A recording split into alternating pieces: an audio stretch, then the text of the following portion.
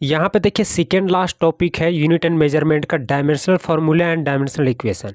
Formula मतलब क्या कि M L T minus two अगर फोर्स का डायमेंशन है तो वो M L T minus two इसका डायमेंशनल फार्मूला हो गया। और इक्वेशन किसको बोलते हैं भाई? इक्वेशन के रूप में भी कहीं ना कहीं इसी को हम जानते हैं। फार्मूला मतलब क्या, देखिए फोर्स में, फोर्स का जैसे होता है ना M L T minus two, तो यहाँ पर मास कितना यूज हुआ है? एक बार यूज हुआ है।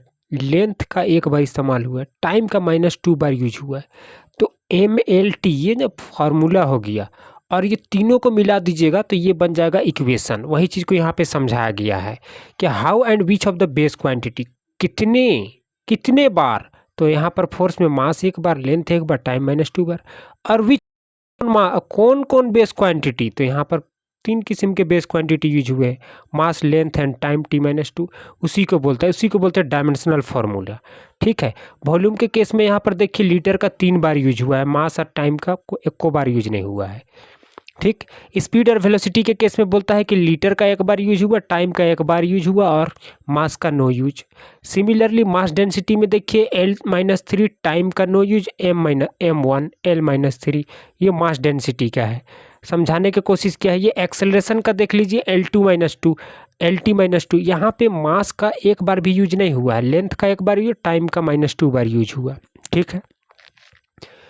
कहता है कि an equation obtained by equating a physical quantity with its dimensional formula. जब किसी भी फिजिकल क्वांटिटी को हम लोग कंपेयर करते हैं उसके डायमेंशनल फार्मूला से, और उसके बाद हम लोगों को जो इक्वेशन प्राप्त होता है उसी को बोलते हैं डायमेंशनल इक्वेशन। ठीक है ना?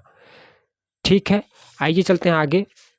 Physical quantity of that dimensional equation.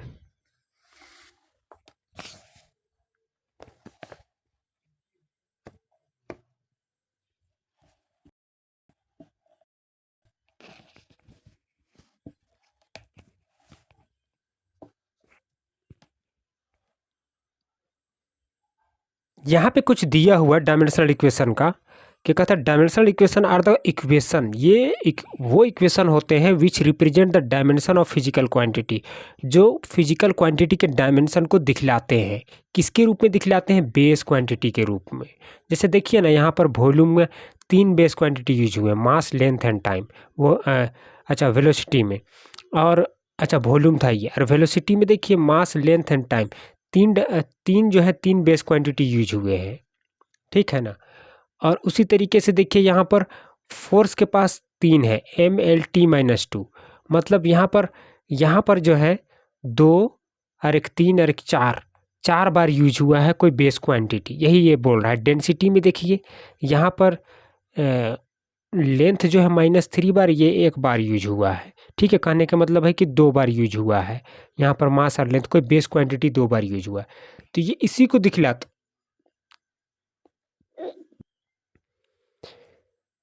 देखिए सिमिलरली अब हम लोग लास्ट टॉपिक की तरफ आगे बढ़ते हैं। लास्ट टॉपिक है इस चैप्टर का। क्या टॉपिक है? Dimensional analysis and its application. ठीक है।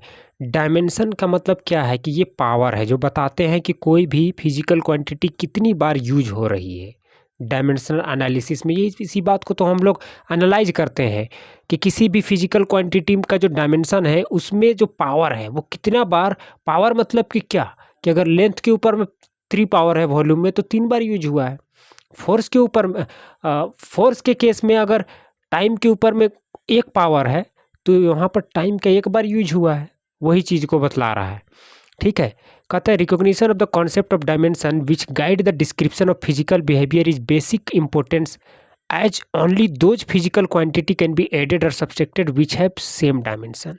कहता है कि डायमेंशनल कॉन्सेप्ट का रिकॉग्निशन होना, ठीक है ना, डायमेंशन का कॉन्सेप्ट फिजिकल क्वांटिटी के पहचान के लिए बहुत ही ज़रूरी है।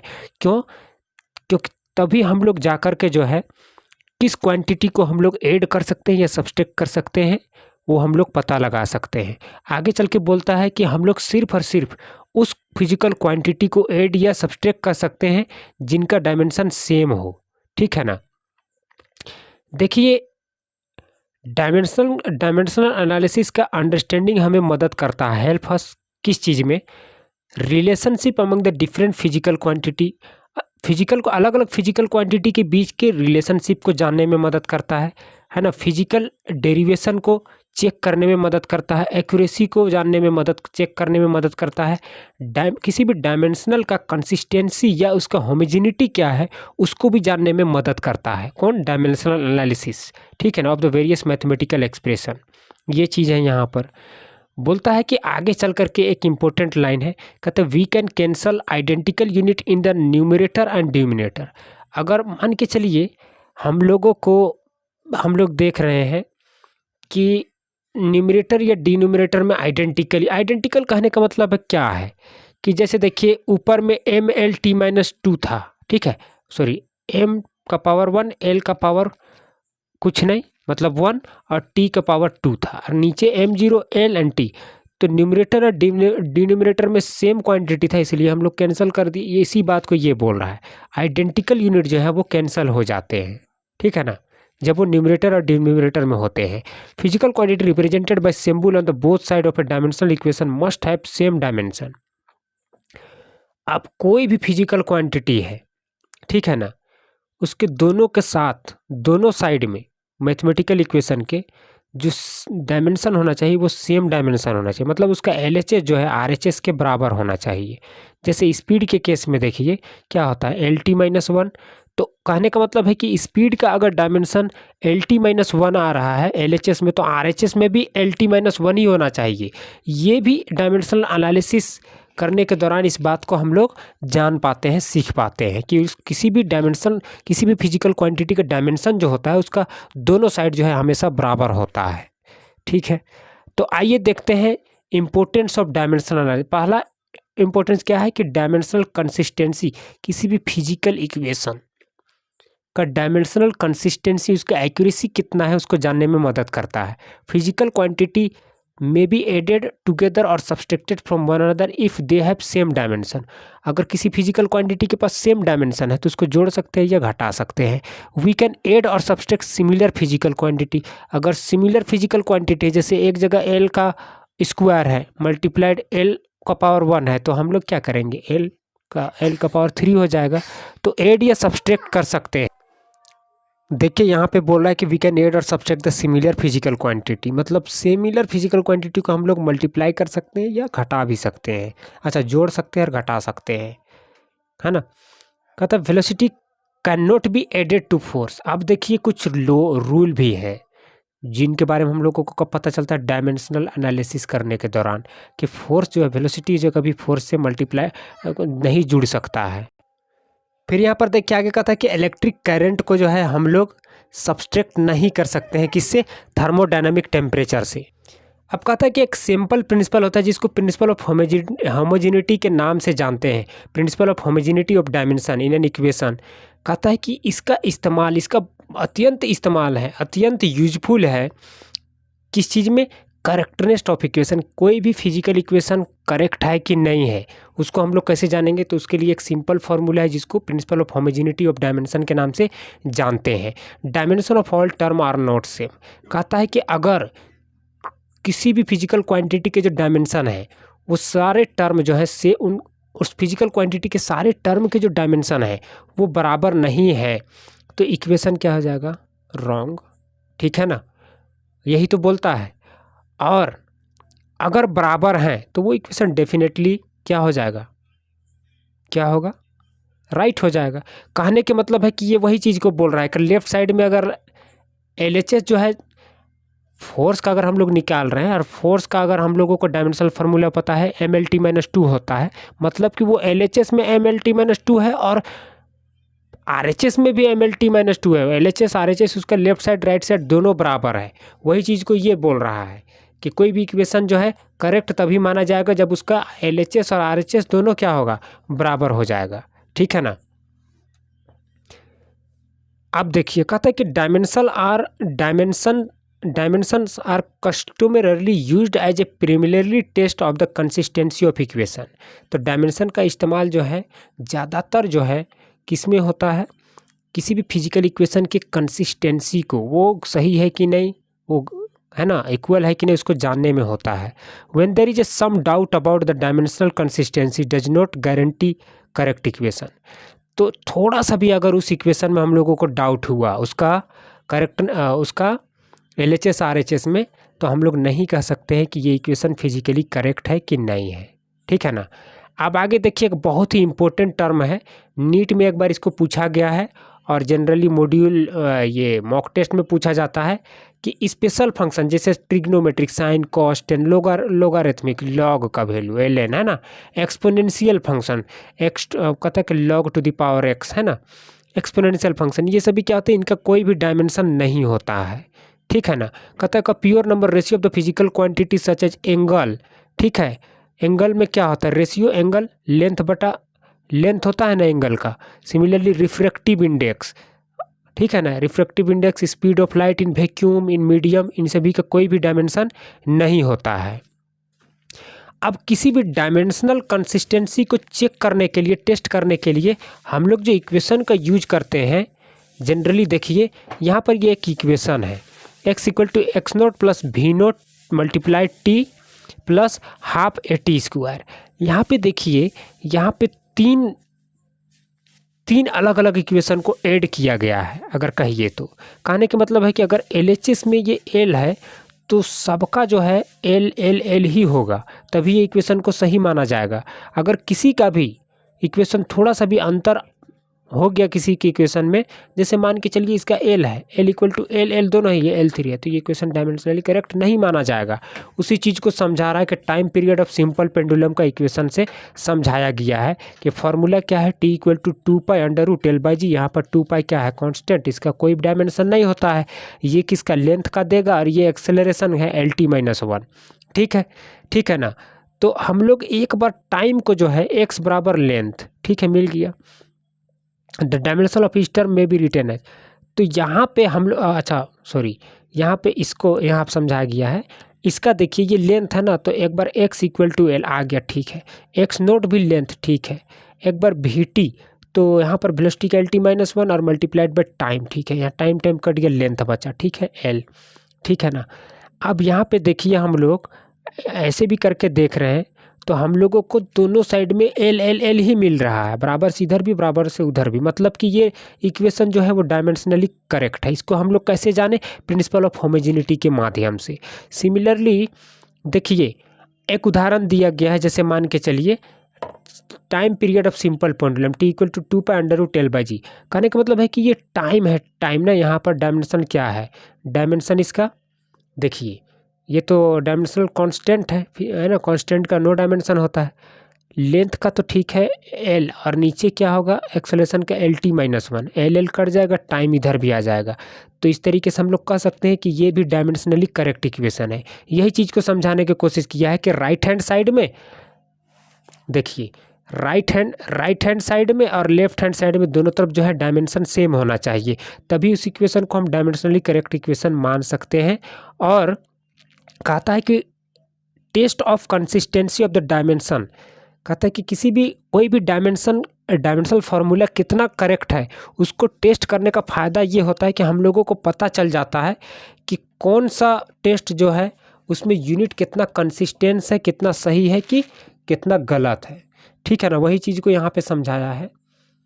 बोलता है कि but has the advantage that we need not commit our self to a particular choice of unit, ठीक है, and we need not worry about the conversion among the multiples and the sub multiples of the unit. तो इसका एक और फ़ायदा ये है कि कहता है कि हम लोगों को ज़रूरत नहीं है क्या करने की, कि not commit our self to a particular choice of unit, कि हम लोगों को एक पर्टिकुलर यूनिट लेकर के और उसका डायमेंशन ही हम लोग निकालेंगे, उसका कंसिस्टेंसी टेस्ट करेंगे और वो सही होगा, ये ज़रूरी नहीं है। मतलब हम लोग जो चॉइस चूज करेंगे वो ज़रूरी नहीं है कि हर बार जो है वो इक्वेशन सही होगा, उसका यूनिट जो है वो सही होगा। यहाँ पे देखिए, यहाँ पे और भी क्लियर से समझ में आएगा। If an equation fall this consistency test, मतलब होमोजेनिटी टेस्ट करने में कोई इक्वेशन फेल हो जाता है, असफल हो जाता है, तो समझिए वो रॉन्ग इक्वेशन है। अगर पास हो गया तो राइट इक्वेशन है।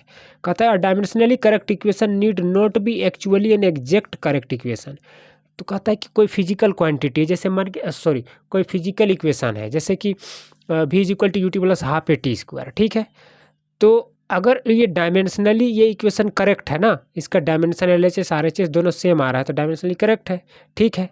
तो उस इक्वेशन के बारे में बोलता है कि ये ज़रूरी नहीं है कि वो इक्वेशन का डायमेंशन सही है तो वो इक्वेशन भी सही होगा, सो ज़रूरी नहीं है। ये चीज़ समझना है कि dimensionally correct equation need not be actually an exact या correct equation, but dimensionally wrong equation और inconsistent equation must be wrong, ठीक है ना। तो एक डायमेंशनली करेक्ट इक्वेशन जो है वो ज़रूरी नहीं है कि वो अपने आप में सही इक्वेशन होगा, जिसका डायमेंशन सेम आ रहा होगा तभी तो डायमेंशनली करेक्ट होगा। बट डायमेंशन सेम आ रहा है इसका मतलब ये नहीं कि वो इक्वेशन सही होगा। लेकिन देखिए, अगर कोई इक्वेशन डायमेंशनली रॉन्ग है, इनकरेक्ट निकल गया, तो डेफिनेटली हम कह सकते हैं कि वो इक्वेशन ही रॉन्ग होगा, ठीक है। यहाँ पे एक छोटा सा उदाहरण देके देखिए, एलएचएस में एल इधर भी एल आ रहा, मतलब इक्वेशन सही है। कहने का मतलब है कि 100 सेंटीमीटर अगर इधर सेंटीमीटर में है, तो इधर हम लोग मीटर मीटर मीटर अपना चॉइस से इक्वेशन को नहीं कर सकते हैं। इधर सेंटीमीटर में है तो इधर भी सेंटीमीटर में ही रहना चाहिए, इधर केजी में है तो इधर भी सब केजी में ही रहना चाहिए, ठीक है। यही चीज़ को समझाने की कोशिश किया है। अब इससे जो प्रिंसिपल ये डायमेंशनल एनालिसिस का जो तीसरा माफ़ कीजिएगा दूसरा फ़ायदा जो है, पहला था कि checking the dimensional consistency of equation, दूसरा है कि deducing the relationship among the various physical quantity.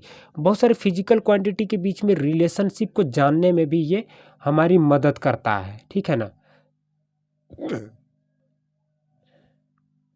यहाँ पे देखिए कहता है कि the method of dimension can be some time use to deduce the relation among the physical quantity. For this we should know that dependence of physical quantity. तो relationship को जानने में जो है डायमेंशन मेथड हम लोगों की मदद करता है, लेकिन इसके लिए हम लोगों को जो है वो फिजिकल क्वांटिटी कौन कौन से फैक्टर पर निर्भर करता है उसको भी जानना हम लोगों को पड़ेगा, तभी हम लोग बहुत ही आसानी से उनके बीच में रिलेशनशिप फाइंड आउट कर सकते हैं, ठीक है ना।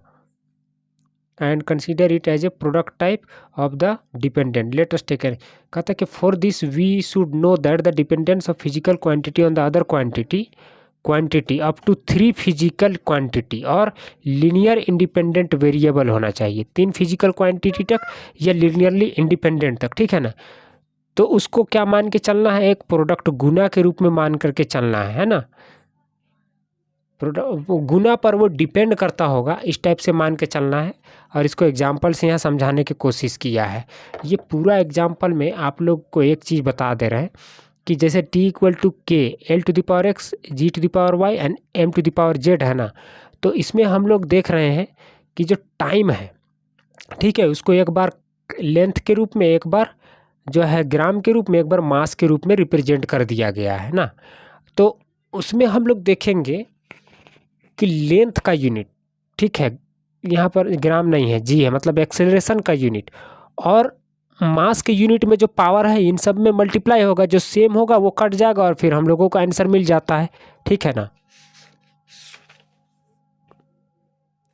देखिए यहाँ पर इसको मैं थोड़ा सा एक्सप्लेन कर देता हूँ। पावर में ले लिया x plus Y 0 minus 2y, किस में -1 में एक्स वाई जेड करके निकाला है लेंथ में, है ना। यहाँ पर देखिए जैसे इक्वेशन क्या है, इक्वेशन यही तो है कि टाइम जो है एल पर एक बार निर्भर कर रहा है, मास के साथ में एक्सेलरेशन ड्यू टू ग्रेविटी के साथ में रिलेट कर रहा है, एक्स वाई जेड है तीनों के पावर में। तो हम लोग जानते हैं कि टाइम का पावर देखिए इधर 1 है और इस साइड में जो सबका पावर डाल दिए, लेंथ का l, मास का m और LT -2 डाल दिए, किसका, एक्सेलरेशन का, ठीक है। अब देखिए यहाँ पर हम लोग कंपेयर करते हैं, मास में 0, मास में y पावर, ठीक है। तो y बराबर क्या होगा 0, y को 0 से गुना किया 0 दिया। फिर देखिए यहाँ पर लेंथ में यहाँ पर x प्लस जेड और यहाँ पर लेंथ में 0, तो यहाँ पर x plus Z equal to 0 मतलब कि कर दिए तो x प्लस 1/2 आ गया, ठीक है, ठीक। और यहाँ पर अच्छा, यहाँ पर हम लोग निकाले थे टाइम का पावर क्या था 1 था, और इधर टाइम हम लोग देख रहे थे तो टाइम क्या था -2z आ रहा था। तो वहाँ पे हम लोग देख रहे थे कि यहाँ 2z आ रहा है ना, तो z को बाहर निकाले तो z इक्वल टू -1/2 आया। उसी तरीके से जब हम लोग x+2 किस में आ रहा था, x+2 x+z है ना, x+z यहाँ पर x आ रहा था। तो हम लोग x को बाहर x+2 में x को बाहर निकाले तो -2 और x देखिए उसी तरीके से हम लोगों को अरे यार यहाँ पर x+z है, x+z तो x को बाहर निकाल -z हो गया और ये -z हम लोग को z का वैल्यू मिल गया था -z और यहाँ पर -1/2 तो माइनस माइनस प्लस प्लस 1/2। तो इस तरीके से x मिल गया हम लोगों को, z मिल गया और y मिल गया। अब जो है हम लोग पावर में इसको डायरेक्ट पुट कर दिए, बैठा दिए यहाँ पर देखिए l का पावर हाफ मिला था, ठीक है ना। l मतलब क्या, x का पावर हाफ मिला था ना, x का पावर हाफ मिला था, यहाँ डाल दिए। मास का 0, मास मतलब क्या, y है ना, मास के पावर में y था, y 0 तो 0।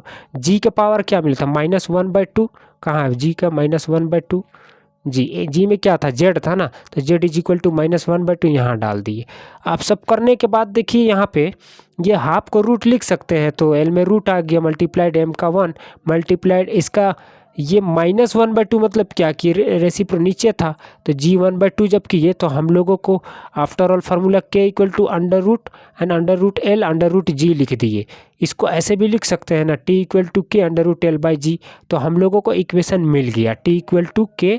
तो इसी को बोला है कि relationship, deducing the relationship among time constant length and acceleration due to gravity among the various physical quantity. इसके लिए भी dimensional analysis and dimensional application का इस्तेमाल होता है। अब लास्ट में एक इम्पोर्टेंट लाइन बोला है इसके बारे में कि ठीक है, डायमेंशनल एनालिसिस से हम लोग, डायमेंशनल एनालिसिस जो है वो बहुत यूजफुल होता है रिलेशनशिप को निकालने में डिफरेंट फिजिकल क्वांटिटी के बारे में, और जो कि इंटरडिपेंडेंट होते हैं, है ना, एक दूसरे पर। लेकिन डायमेंशनलेस कांस्टेंट जो है इस मेथड के माध्यम से, यानी कि डायमेंशनल कंसिस्टेंसी वाले मेथड के माध्यम से हम लोग नहीं निकाल सकते हैं, डायमेंशनलेस कांस्टेंट का वैल्यू नहीं निकाल सकते हैं, ठीक है। The method of dimension can only test the dimension validity but not the exact relationship between the physical quantity in any equation, ठीक है। It does not distinguish, dimension का मेथड जो है वो सिर्फ और सिर्फ टेस्ट कर सकता है डायमेंशन के वैलिडिटी को, लेकिन उसका exact relationship between the various physical quantity को नहीं टेस्ट कर सकता है, ठीक है ना, कोई भी इक्वेशन में। कहने का मतलब क्या है कि dimension can only test the dimensional validity. Dimension जो है किसी भी इक्वेशन में डायमेंशन का वैलिडिटी कितना है, पावर में टाइम का कई बार यूज हुआ, मास कई बार यूज हुआ, लेंथ कई बार यूज हुआ, उसको बता सकता है। लेकिन एग्जैक्ट रिलेशनशिप जो है इक्वेशन के जो एग्जैक्ट रिलेशनशिप है उसको डायमेंशन जो है नहीं बता सकता है। साथ ही ये फिजिकल क्वांटिटी जिनका सेम डायमेंशन होता है उनके बीच भी डिस्टिंग्विश नहीं कर पाता है, कौन, dimension. It does not distinguish between the physical quantity having same dimension, ठीक है ना। तो ये था यूनिट एंड मेजरमेंट का NCERT line by line reading. इस पूरे वीडियो को जब भी देखना शुरू करें तो शुरू से लेकर के लास्ट तक कोशिश करें कि 1.5 से 2 घंटे का वीडियो है, पूरा देखना है, एक एक पॉइंट को रिवाइज करना है और फिर तुरंत इस चैप्टर से रिलेटेड जितने भी मॉड्यूल में क्वेश्चन है उनको प्रैक्टिस कर लीजिए। फिर PYQ में भी जो भी है उसको प्रैक्टिस कर लीजिए, मॉक टेस्ट दीजिए, अच्छा स्कोर आएगा। मिलते हैं नेक्स्ट वीडियो में, ऑल द बेस्ट।